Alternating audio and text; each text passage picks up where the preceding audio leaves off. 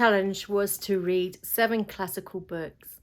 Now, for those who know me, I'm not a book reader. I probably read 2 books at a push a year. So 7 was going to be pushing it, and especially classical. So I made sure that there was some in there that I would enjoy. Now, the first book that I read was called Fahrenheit 451 by Ray Bradbury.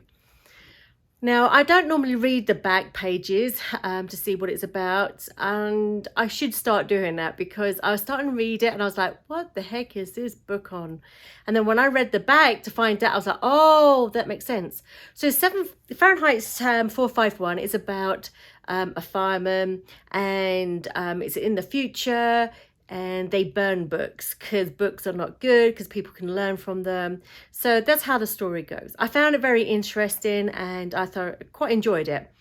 Then the second book that I read was The Scarlet Letter by Nathaniel Hawthorne. That put me in comas quite a bit. Every time I read it, I was falling asleep. The writing was hard to read. I found it very, very boring. The writer could have done the whole book in a chapter. It was just loads and loads of waffle, and I'm sorry if I offended a lot of people, because I know quite a lot of people like The Scarlet Letter, but I was not a fan of it, and I would not recommend it to anyone.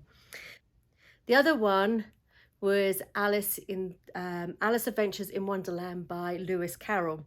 This was fun because we've all seen the Disney version of it. We've probably read the book, and it's just fun. It is a little bit strange in some places because you're like, what was he on? Because it was just a little bizarre, but it was still fun to read. The one book that I really, really enjoyed was Dracula. My son recommended Dracula over Frankenstein, and I read it and I loved it. The way Bram Stoker portrayed it is that each character had a diary entry. So you were reading their entries, and it was going backwards and forwards from different characters. So it wasn't boring. I really loved it. So I would recommend reading Dracula. The other book was 10 Little Indians by Agatha Christie. My close friends that know me, I love Agatha Christie. I love her films. I love her books. I just love murder mysteries, and she is the best. But I haven't read 10 Little Indians. It was interesting to read because there was lots of words in there that we wouldn't use today. But in those days, it wasn't classed as a bad word that we would use. But again, she was the best and captured me. I read this book called, I have to look at it because it's a long, The Bridges at Tokyo Rai by James A. Michener. Now this was about this guy, and he was fighting in the Korean War, and it was about the pilots and what they had to go through, and it was very interesting. It wasn't long. So if you're into war type things, this one's actually quite a good book because it sees all different perspectives, and you could really feel how they were feeling in the Korean War.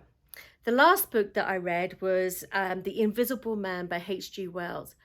I was really surprised how much I really hated The Invisible Man. Not the book, but the actual character. He was really horrible and mean and very aggressive.